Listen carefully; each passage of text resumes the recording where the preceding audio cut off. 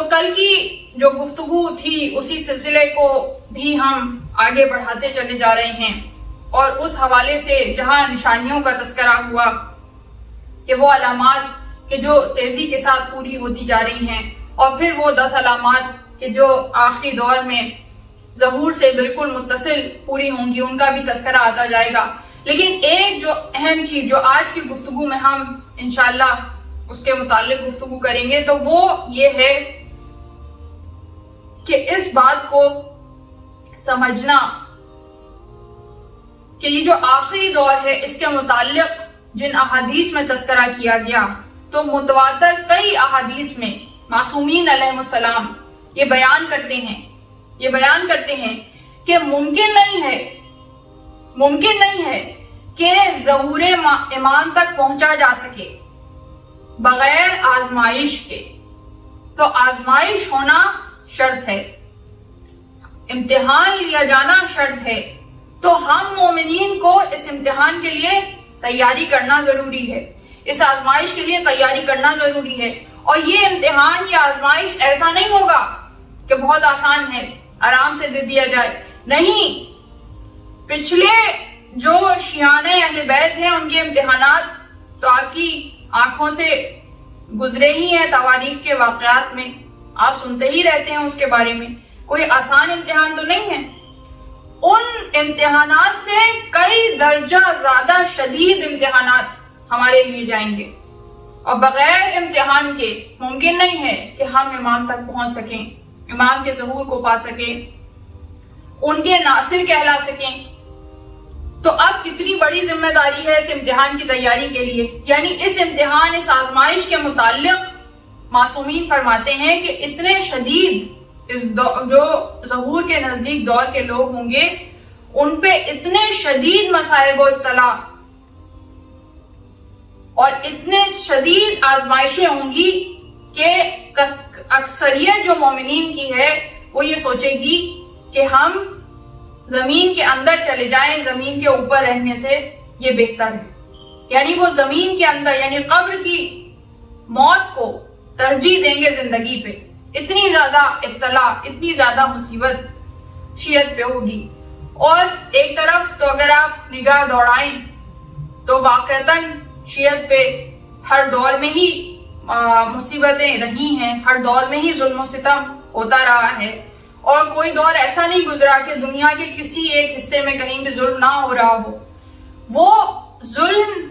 وہ قتل عام، وہ سب اپنی جگہ ہے، اور اس کے زیادہ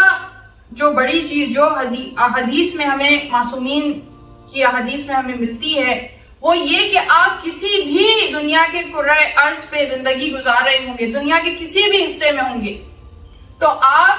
اس پریشانی سے، اس ابتلا سے، اس مصیبت سے محفوظ نہیں ہوں گے، آسودہ حال نہیں ہوں گے۔ اور آج آپ دیکھیے کہ کہیں بھی رہنے والا جو شیعہ ہے، کہیں بھی رہنے والا جو مومن ہے، تو ایسا نہیں ہے کہ وہ پریشانی میں مبتلا نہ ہو۔ مختلف قسم کی پریشانیاں ہیں، مختلف قسم کی پریشانیاں گھیرے ہوئے ہیں، اور اس میں سب سے زیادہ جو پریشانی جو 2020 کے شروع سے ہمارے سامنے آتی جا رہی ہے کہ ایک موت ہے، مستقل موت پوری دنیا میں اس وقت کتنی زیادہ بڑھ چکی ہے۔ یعنی اس دور میں یہ جو 1.5 سال کا عرصہ ہے، اس میں ہم نے انا للہ و انا الیہ راجعون اتنی دفعہ پڑھا کہ زندگی میں کبھی نہیں پڑھا، اور صرف کووڈ ہی کی وجہ سے نہیں، اور بھی جتنی موت کے اسباب ہیں وہ سب بڑھتے چلے جا رہے ہیں۔ طبعی موت سب سے زیادہ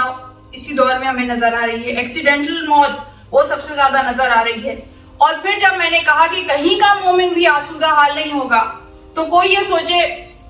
یعنی کہیں کا مومن سے کیا مراد کہ کوئی تھرڈ ورلڈ کنٹری میں رہ رہا ہے تو وہ بھی آسودہ حال نہیں ہے، اس کی اپنی طرح کی پریشانیاں ہیں۔ کوئی مسلم ممالک میں رہ رہا ہے، اس کی اپنی طرح کی پریشانیاں، اسے اپنی طرح کی پرابلمز ہیں۔ کوئی ان ممالک میں رہ رہا ہے کہ جو نان مسلم کنٹریز ہیں، تو یہاں اپنی طرح کی پریشانیاں ہیں،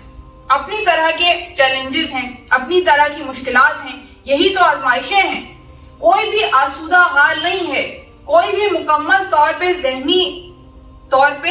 آسودہ حال نہیں ہے، مختلف طرح کی فکریں ہیں۔ اب یہاں پہ رہنے والا جو ہے کوئی یہ سوچے کہ بھئی یہاں تو بہت آرام ہے، ہمیں کسی قسم کا کوئی مسئلہ نہیں ہے،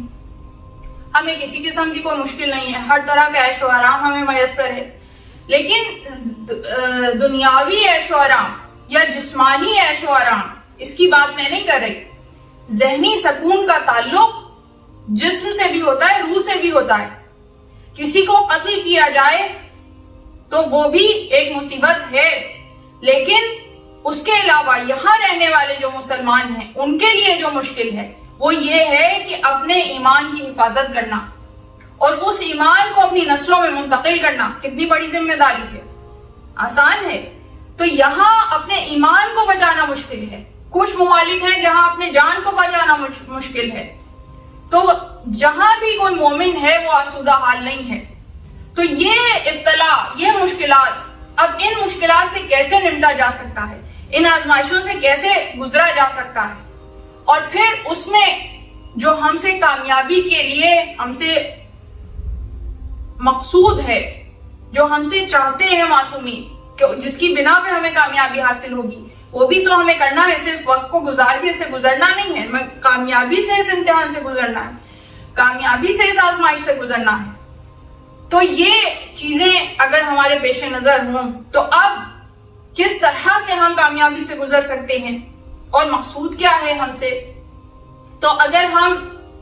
ان واقعات پہ نگاہ ڈالیں کہ جو تاریخ میں گزر چکے، کہ جس میں اطاعت معصوم کی بات ہوئی ہو، تو کیسی اطاعت ہے کہ جو ہم سے مقصود ہے، کیسی اطاعت ہے، تو اس پہ اگر ہم دیکھیں تو ہمارے سامنے ہارون مکی کا واقعہ موجود ہے۔ حضرت امام جعفر صادق علیہ السلام